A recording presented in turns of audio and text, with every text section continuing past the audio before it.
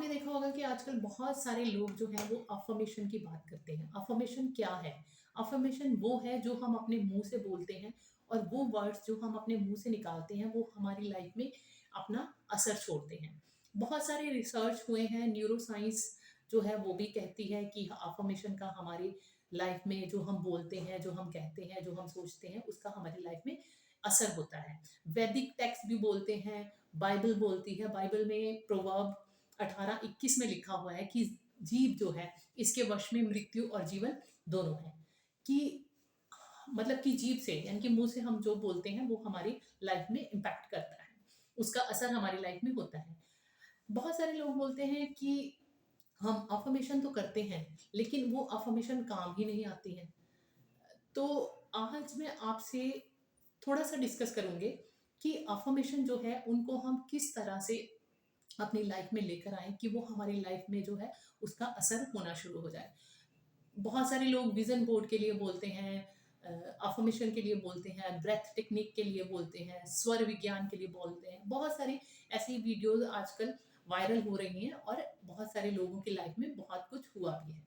तो अब बचपन से मैं सुनते आए हूँ कि हमें अच्छा बोलना चाहिए। दादी नानी या फिर मम्मी भी बोलते थे कि रात को शुभ शुभ बोलना चाहिए। बहुत सारी ऐसी चीज़ें सुनने को देखने को बचपन से हमारी लाइफ में होती हैं।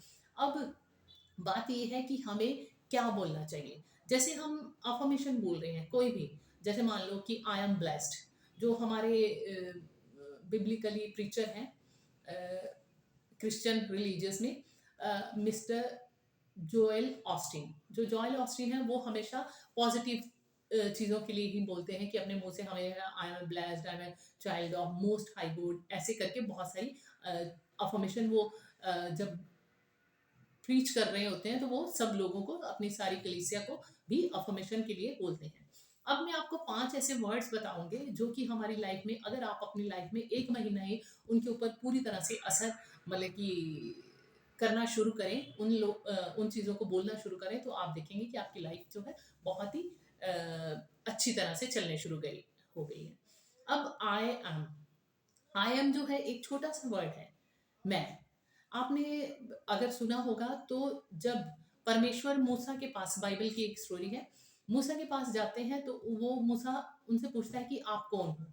तो वो कहते हैं आई एम, मतलब कि मैं हूँ। तो अब सबसे बड़ी बात है कि जब परमेश्वर ने हमें अपने स्वरूप पे बनाया है, उत्पत्ति बाइबल ये बोलती है कि परमेश्वर ने अपने स्वरूप पे बनाया है, और अगर परमेश्वर ने हमें अपने स्वरूप पे बनाया है तो इट मीन्स कि हम उसकी संतान हैं। अगर हम उसकी संतान हैं तो हम भी उसके जैसे होंगे। जैसे अब मेरे फादर हैं या मेरे बच्चे हैं वो मेरे जैसे होंगे, और मैं अपने पापा या मम्मी जैसे या अपनी फैमिली की तरह होंगे। तो इस तरह से जब परमेश्वर आई एम कह रहा है तो हमें हर एक चीज को आई एम ब्लेस्ड बोलते हैं। हाँ, आई एम सिक, तुम बीमार रहेंगे, इट मीन्स कि हमने अफर्म कर दिया कि हम बीमार हैं। I am poor, I have no money, मतलब बहुत सारा कुछ ऐसे बोलते हैं। आई एम अ पुअर, है ना, आई एम फील लेजी, ये सारी अफर्मेशन जो बोलते हैं। तो अगर आई एम के साथ हम बढ़िया बढ़िया वर्ड्स लिखें, I am blessed, I am healthy, I am strong, I am powerful, I am loving, I am happy, मतलब ऐसे वर्ड जो है वो सारे अगर हम बोलते हैं तो हम अपनी लाइफ में बहुत सारी चीज़ों को लेके आते हैं। अब ये नहीं है कि सिर्फ आपने अपने मुंह से ही बोलना है, उसको फील भी करना है। ये कई बार ऐसे होता है कि हमारे सामने एक मेजर प्रॉब्लम होती है। मान लीजिए आपके पास पैसे ही नहीं है ना, और आप कैसे बोलेंगे कि आई एम रिच।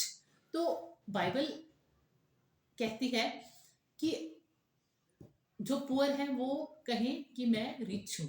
तो कहने का मतलब है सिर्फ कहना नहीं है, उस भगवान पे विश्वास रखना है। और तभी हमारे न्यूरॉन्स जो हैं, वो हमारा ब्रेन है वो किसी भी भाषा को नहीं जाता है, हमारी फीलिंग को, हमारी इमोशंस को हम जैसा फील करते हैं उसके अकॉर्डिंगली ही वो रिएक्ट करते हैं न्यूरॉन।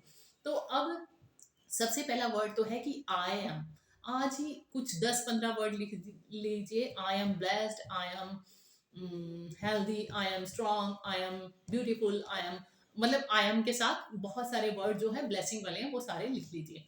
अब सेकंड वन है ग्रेटिट्यूड के ऊपर। बहुत सारे लोग आजकल बात कर रहे हैं कि हमें हर किसी को, मतलब हर एक चीज़ के लिए ग्रेटिट्यूड देना चाहिए। अब सबसे बड़ी बात है कि हम अपने आप को कोसते रहते हैं, कहते हैं कि हाँ हम जो चाहते हैं वो होता नहीं है, और हम अपने आप हम थैंक यू किस चीज़ का बोलें। सबसे बड़ा थैंक यू तो ये है कि बहुत सारे लोग जो हैं आज इस दुनिया को नहीं देख पाए। बहुत सारे लोगों को ये सूरज की रोशनी नहीं मिली है। खुदा ने हमें फ्री में सूरज की रोशनी दी हुई है, वो सबके लिए एक है। चाहे कोई बुरा है, चाहे भला है, चाहे मतलब किसी भी तरह से अगर हम देखा जाए, तो हमें जो है first of all thank you बोलना है, ग्रेटिट्यूड देना है छोटी सी बात के लिए। Thank you Jesus, thank you God, thank you Waheguru, thank you भगवान। कुछ भी हम बोल सकते हैं कि आपने आज की जो रोशनी है हमें दिखाई, हम अपनी लाइफ में बहुत कुछ कर सकते हैं। नेक्स्ट है ग्रेटिट्यूड के ऊपर भी बहुत सारी अगर है। थर्ड वर्ड है कि फर्स्ट ऑफ ट्रस्ट, कि हमें आई ट्रस्ट।